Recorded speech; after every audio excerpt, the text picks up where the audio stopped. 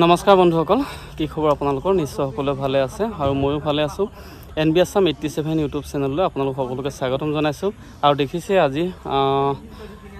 মহাপুৰুষীয়া মই হাজত আছোঁ আৰু মই আজি উপস্থিত আছোঁ বৰপথাৰ তথা এই শান্তিপুৰ কাটকটীয়া গাঁৱত। আৰু এই গাঁৱত আমাৰ মাহী ঘৰ দেখিছে ইতিমধ্যে বেক চাইডে মাহী ঘৰ। আৰু এই মাহী ঘৰলৈ আজি আনিছে সুদূৰ দেৰগাঁৱৰ পৰা যি মহাপুৰুষজনাৰ সৃষ্টি এক ঈশ্বৰৰ কলা বুলি ক'ব লাগিব, এক ঈশ্বৰৰ অধ্যায় খনিকৰ পুথি আনিছে। আৰু খনিকৰ পুথি অনাৰ কিছু পৰিৱেশ আপোনালোকক অলপ আগত দেখালোৱে, যি মহাপুৰুষ গুৰুজনাৰ অমৰ সৃষ্টিৰ এটা অংশ, যি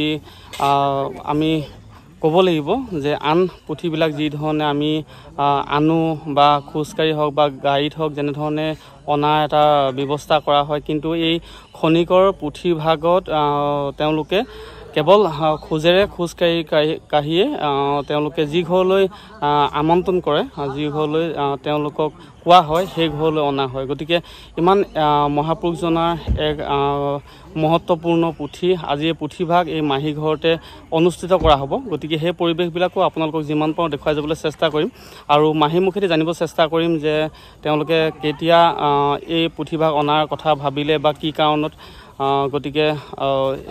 তেখেতসকলৰ মুখেদি কিছু কথা জানিব বিচাৰিম। আৰু এই যিসকলে এই পুথিভাগ এই অনুষ্ঠানলৈ আনিছে তেওঁলোকে বহুতো কষ্ট কৰি কেৱল খোজেৰে আহি এই স্থানত তেওঁলোকে পাবহি, যি স্থানত তেওঁলোকক আমন্ত্ৰণ কৰা হয়। গতিকে তেখেতসকলৰ পৰাও জানিব বিচাৰিম যে মহাপুৰুষৰ যি অপাৰ সৃষ্টি, সেই সৃষ্টিৰ আঁৰৰ এই পুথিভাগৰ মহত্ব কি। গতিকে আহকচোন আমি বন্ধুসকল আমি ভিডিঅ'টো মাজলৈ সোমাই যাওঁ। আৰু বন্ধুসকল আমি এই খুৰা ওচৰলৈ আহিলোঁ। এই খুৰাহঁতে তেনেকুৱা পদৰ যোগেদি মানে খোজকাঢ়ি আহি এনেধৰণে খনিকৰ পুথিভাগ তেওঁলোকে মূৰত লৈ যি ঘৰত নিমন্ত্ৰণ কৰে তেওঁলোকৰ ঘৰলৈ বহুত এটা কষ্টৰ মাজেদি তেওঁলোকে আহে। আৰু মই তেখেতসকলৰ পৰা জানিব বিচাৰিম যে আমাৰ যিভাগ মহাপুৰুষীয়া যি ৰচিত সকলোবিলাক পুথি যি ধৰণে ধৰি লওক মানে এনেকুৱা এই পুথিভাগতকৈ বহুত পৃথকভাৱে ধৰি লওক গাইড বা যেনেধৰণে নিয়া ব্যৱস্থা কৰা হয়, কিন্তু এই পুথিভাগ মানে কি কাৰণে মানে খোজকাঢ়ি মানে অনা নিয়া কৰা হয়? কৃষ্ণ, এই পুথিভাগ যেতিয়া মানে অসম আক্ৰমণ কৰিছিল, হয়, তেতিয়া আমাৰ খনিকৰ গাঁৱত মানুহসকল সোমাইছিল। হয়, আমাৰ আজো কাকাহঁত নৰিয়াত পৰি বিচনাত পৰি আছিল। হয়, তেতিয়া মানে যি পাইছিল সেইখিনি ভিতৰৰ পৰা লুপাত কৰি লৈ গৈছিল। হয়, হয়, আৰু পুথিভাগ তেওঁলোকে ক'ৰ পৰা আনিছিলে ক'ব নোৱাৰোঁ, এই ধন টকা পইচা বুলি বান্ধি লৈ আনিছিলে। হয়, ইয়াত চালে যে এইবিলাক ধন টকা পইচা নহয়, হয়, তেখেতৰ বাৰীত খেৱনি আছিলে, খেৱনিত পুথিভাগ দলিয়াই পেলাই থৈ গৈছিল। আৰু ৰাতিলৈ বুঢ়া বুঢ়ীক সপোন দেখুৱাইছিল। আৰু সেই সপোন দেখাৰ পিছত বুঢ়া বুঢ়ীয়ে পিছদিনা বাৰীত সেই পুথিভাগ বিচাৰি পাইছিল। আৰু খেৱনিখনৰ ৰাইজে জুই লগা দিছিল। পুথিভাগ য'ত পৰি আছিল সেই জেগাকণ পুৰিলে, মানে জ্বলা নাছিল, সেই জেগাটুকুৰা জ্বলা নাছিল। তাতে পুথিভাগ বিচাৰি পালেগৈ। আৰু তেতিয়া পুথিভাগ আনি আগৰটো গোঁসাই ঘৰ নাছিল, ভাটৌচৰ বাবতীৰ ওপৰতে থৈ চাকি ধূপ জ্বলাই তেখেতে প্ৰাৰ্থনা কৰি হেৰি কৰিছিল। তাৰপিছত আকৌ সপোন দেখুৱালে যে মোক এনেকৈ থ'লে নহ'ব, মোক আসন চখন পাতি এনেকৈ গোঁসাই ঘৰ পাতি এনেকৈ ধূপ ধূনা জ্বলাই সেৱা কৰিলে তোমালোকৰ যি মনোবাঞ্ছা আছে সকলোখিনি মই পূৰণ কৰিম। তেতিয়া তেখেতসকলে আগফালৰ ঘৰলৈ উলিয়াই আনি গোঁসাই ঘৰ পাতি তাতে এই প্ৰসাদ দিবলৈ ল'লে। আৰু দুই এজন ভকতে আহি তাতে চাকি ধূপ জ্বলাই যি ঘৰৰ মনৰ বেমাৰ আজাৰ হয় সেইখিনি তেখেতৰ ওচৰত জনায় আৰু বেমাৰ আজাৰখিনি ভাল হয়। আৰু তেতিয়া বুঢ়াৰ পুতেকৰ বহুত দিন ল'ৰা ছোৱালী নাছিল, কিন্তু বুঢ়ীয়ে সদায় প্ৰাৰ্থনা কৰিছিল, প্ৰভু আমাকনো কি লাগে, একোৱেই নালাগে, আমাৰ দেৱটোৰ আজি ৩-৪ বছৰ একো ল'ৰা ছোৱালী নাই, আমাক এটি ল'ৰা পোৱালি দিয়ক, আমি তাকে প্ৰাৰ্থনা কৰোঁ। সেইদৰে কৰোঁতে এই তেখেতৰ এবছৰৰ পিছত তেখেতৰ এটি নাতি ল'ৰা জন্ম হ'ল তেতিয়া ৰাইজসকলে গাঁৱৰ ৰাইজে কৈছে যে তোমাৰ এই দেওৰটোৰ ইমান দিন ল'ৰা ছোৱালী নাছিল আৰু এতিয়া মোৰ তেওঁ সেই ল'ৰা ছোৱালী কেনেকৈ হ'ল তেতিয়া বোলে আমাৰ এই পুথিভাগৰ ওচৰতে আমি সেৱা কৰি জনাইছিলোঁ আৰু সেৱা কৰাৰ পিছত আমাৰ এবছৰৰ পিছত আমাৰ এটি ল'ৰা সন্তান হ'ল সেই বুলি কৈ এদিন ৰাইজে এই তেওঁ ক'লে যে আমি নামঘৰ ভাগ পাতি পুথিভাগ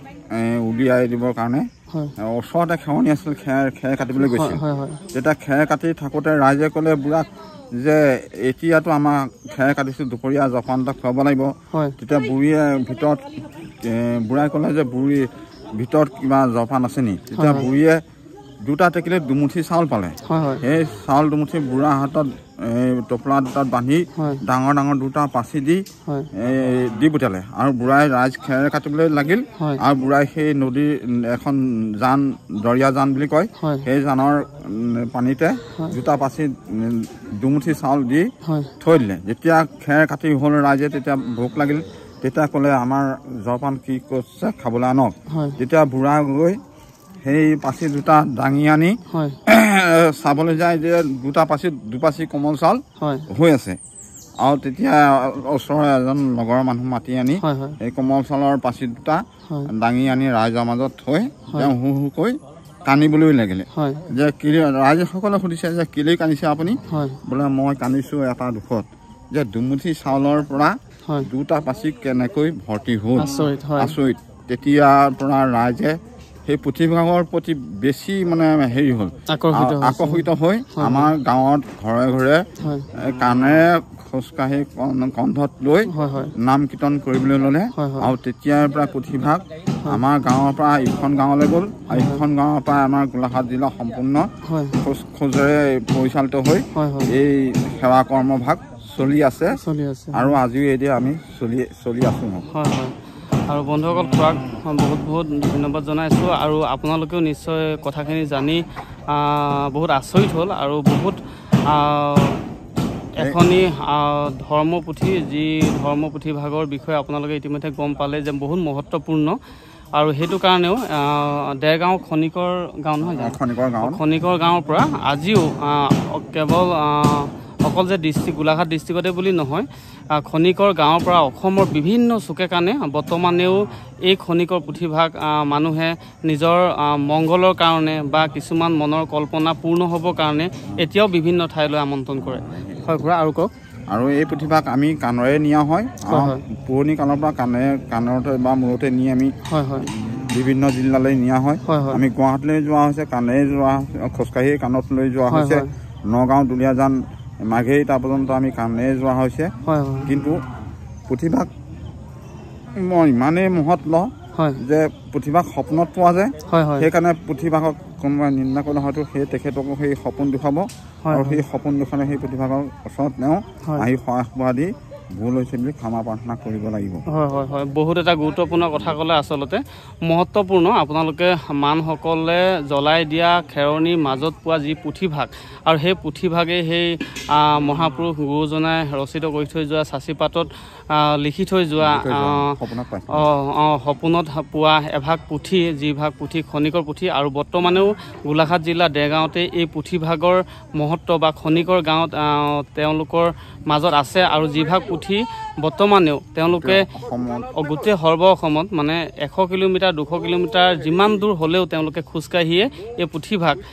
তেওঁলোকে নিয়াৰ ব্যৱস্থা কৰে আৰু বহুত বহুত ধন্যবাদ খুৰা আপোনাক আমাক ইমানখিনি সময় দিয়াৰ বাবে আৰু বন্ধুসকলেও নিশ্চয় ভাল পালে যে আচলতে কি হয় কথাখিনি ময়ো জনা নাছিলোঁ আজি খুৰাৰ মুখেদি জানিব পাই নিজে সুখ অনুভৱ কৰিছোঁ কৃষ্ণ আৰু বন্ধুসকল এইবাৰ আপোনালোকক দেখুৱাবলৈ লৈছোঁ সমস্ত ৰাইজ গৃহস্থ আৰু সকলোৱে এনেধৰণে ৰাজহুৱা সেৱা ভাগ লৈছে আৰু ইয়াৰ পাছতে যে মহান মহাপুৰুষজনাৰ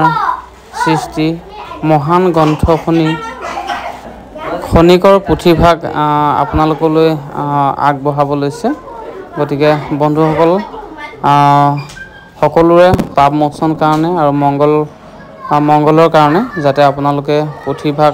পাঠ কৰা আপোনালোকে শ্ৰৱণ কৰে তাকে কামনা কৰিছোঁ। গতিকে আহকচোন আমি পুথিভাগ একান্ত মনে শ্ৰৱণ কৰোঁ। শুনৈবা ভনৈবা মনত স্মৰো কহিলা ৰহস্য মুত শংকৰে আকজি তুনৰে কীৰ্তন কৰে মুকুতি পাও এৰাই অপৰাধ কহিলু নাৰদ নাহিকে বাধ পৰম বান্ধৱ হৰিৰ নাম যিজনে তাক লয় বিশ্ৰাম তাৰ সাত কাৰ্য সাধিবে দেখা প্ৰতি লোৱা হাতৰ লেখা প্ৰথমে দহিবে পাত কচয়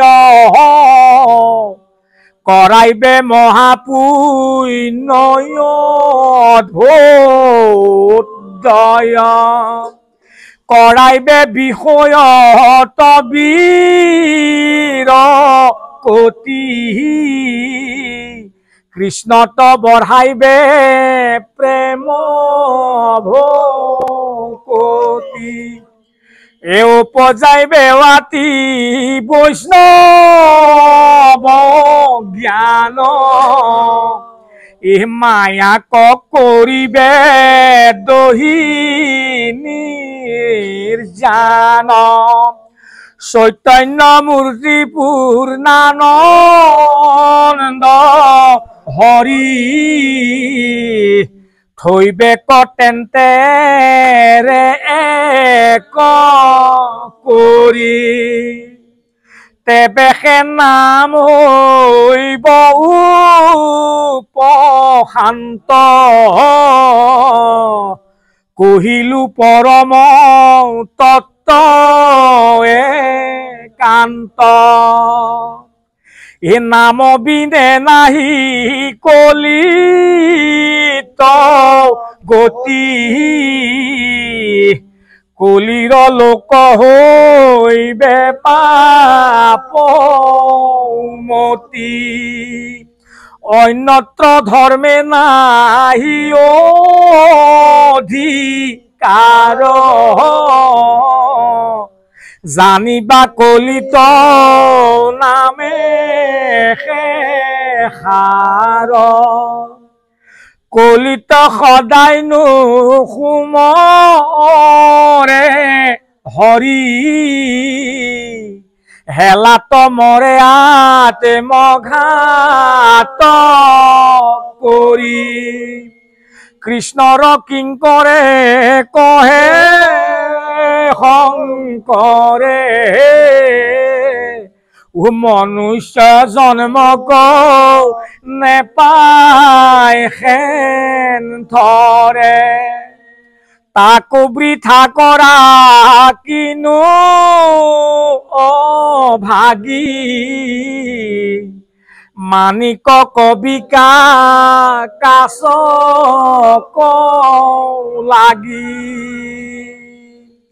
ও কেতিখনে কিবা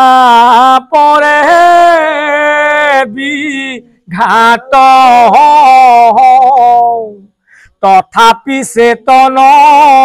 নাহিকে গাত আজিকালি কিবা মিলই মৰণ হৰিৰ নামত লৈও শৰণ নকৰিবা নিন্দা মোক মহন্তে আহিল শাস্ত্ৰ বাৰাণসী হন্তে ও তাহাঙ্ক চাইনি বন্ধিলো পদ হৰি হৰি বুলি তৰাৱা পদ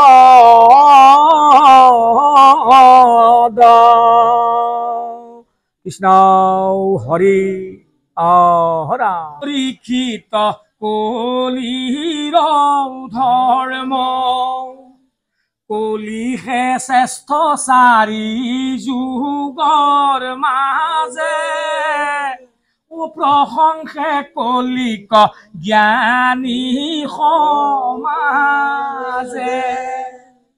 অপ্ৰয়াসে সিজৈ কলিত পুণ্য কলিৰ শুনা যেন মহাগুণ কৰিয়া কলিত কীৰ্তন আতি ও পাৱৈ বৈকুণ্ঠ চৌত্ৰিশ জাতি সত্য যুগে কৰি ধ্যান সমাধি ত্ৰেতাত সমস্তে যজ্ঞ আৰাধি দাপৰে পূজৈ নানা ভক্তি ভাবে ও কলিত কীৰ্তনে গতি পাৱে সত্য যুগে যত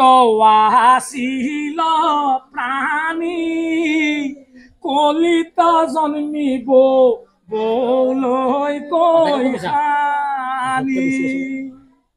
হৰি নাম ঘোষি কলি যুগত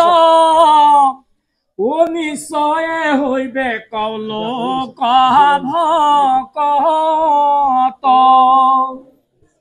আদোষৰ নিধি যদি কলি পাপী আছে মহাগুণ ইয়াতো তথাপি কেৱলে কীৰ্তনে সংসাৰ তৰি বন্ধ চিন্দি হৈ আপুনি হৰি ও কলিত কীৰ্তনে হৈ ভকত আতপৰে লাভ নাহিলো কত আমাৰ বোলে চিত্তনে দাঠাৰি একাদশ স্কন্ধে চোৱা বিচাৰি কলিৰ লোক আতি পাপ মতি হৈ নাসাধে আন ধৰ্মে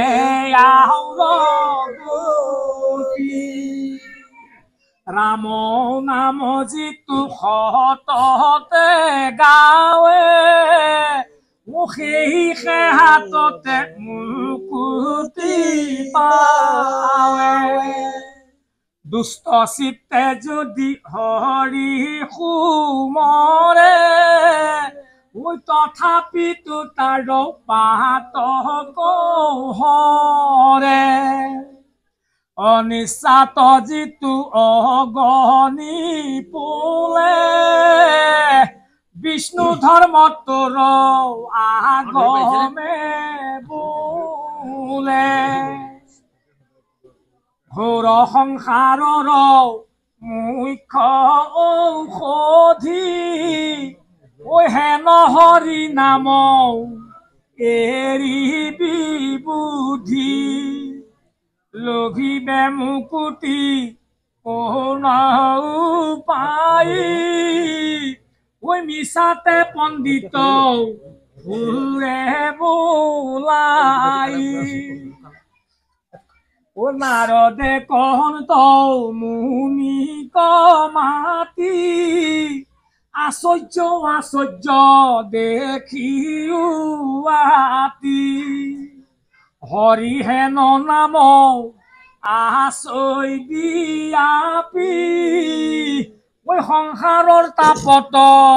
মৰৈ তথাপি হৰি নামে নামে নামে নিশ্চয় ও মোহৰ জীৱন নাৰদে কয় কলিৰৌ কালে আউৰমাত পৰে নাহি নাহি নাহি গতি লোকৰ নাৰদে দিলন্ত তিনি কটপা আকন মানিবে কোন নৌলপা নাৰদৰ বাণী শিলৰ ৰেখা বৃহৎ নাৰদী বিচাৰি দেখা সমস্ত লোকৰ ধৰ্ম কওঁ এৰি বিষ্ণুৰ নাম কওঁ সততে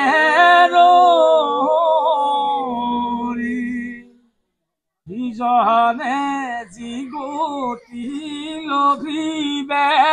সুখে সমস্ত ধাৰ্মিকে নেপাৱে দুখে জানিয়া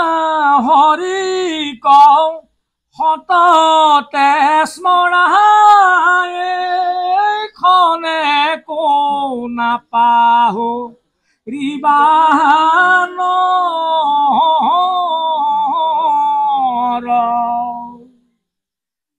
যত মহাপুণ্য মহাপাতে ক ই দুইৰো কিংকৰ জানা প্ৰত্যেক তথাপি যদি চিত্তনে দাথাৰিয়ে পদ্ম পুৰাণত চোৱা বিচাৰি বৃহৎ সহস্ৰ নামত আছে নেপাইলে আমাক নিন্দিবা পাছে কহিলা সুকে পৰমাৰ্থ বাণী মহাভাগৱত শাস্ত্ৰ প্ৰমাণী নেৰিবা কীৰ্তন দুস্তৰ বোলে পবিত্ৰ কৰা হৰি হৰি ৰোলে কৃষ্ণ হৰি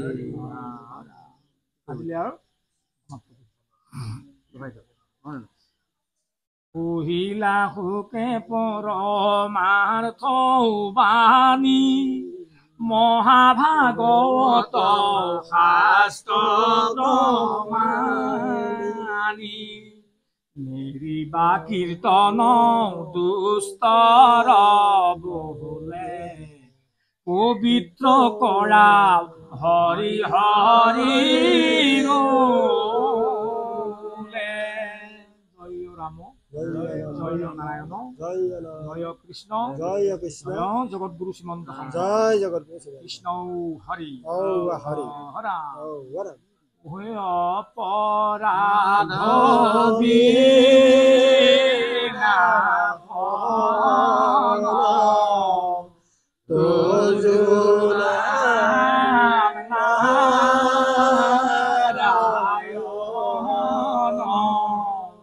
জানি নামে পখিলো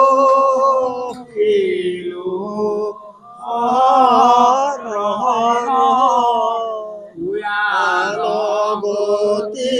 নাহিকে মোহৰ অপৰাধ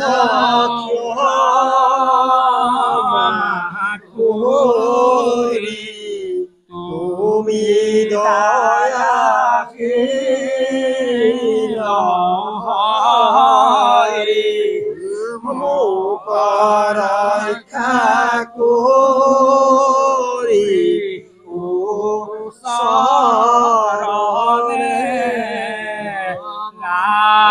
মোক ৰক্ষা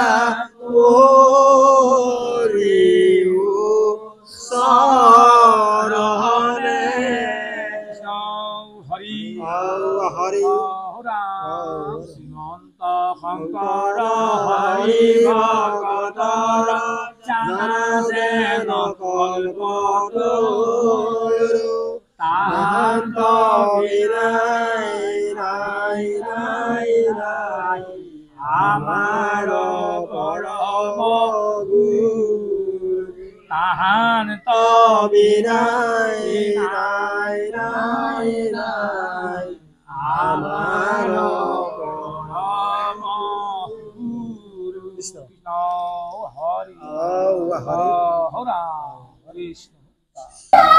আৰু বন্ধুসকল এনেধৰণেই শৰাই বিসৰ্জন দি নাম সামৰাৰ পাছত ভকত বৈষ্ণৱ আহোমস্তৰ কাৰণে এনেধৰণে তেওঁলোকে গৃহস্থই অন্নৰ ব্যৱস্থা কৰিছে। আৰু